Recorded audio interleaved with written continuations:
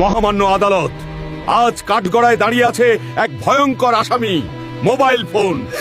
এই মোবাইলের কোনো তুলনা নেই। চাইলেই সে একজন মানুষকে সারাদিন নিজের ভেতরে ডুবিয়ে রাখতে পারে। এই মোবাইল মানুষের শৈশব কেড়ে নিয়েছে। এখন আর ছোট বাচ্চারা মাঠে খেলাধুলা করে না, বড়রা আর বসে আড্ডা দেয় না।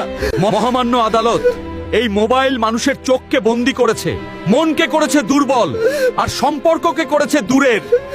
তাই আমি চাই এই মোবাইলের কঠোর মতো শাস্তি হোক।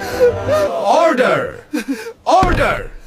সমস্ত সাক্ষ্য ও প্রমাণের ভিত্তিতে এই আদালত ঘোষণা করছে, আজ থেকে মোবাইলের শাস্তি হলো শিশুদের হাত থেকে দূরে রাখা, খাবারের টেবিলে নিষিদ্ধ, পরিবারের সময় সময় বন্ধ রাখা, খেলাধুলা, কথা বলা ও বাস্তব জীবনে ফিরিয়ে দেওয়া। মোবাইল হবে মানুষের দাস, মানুষ হবে না মোবাইলের দাস।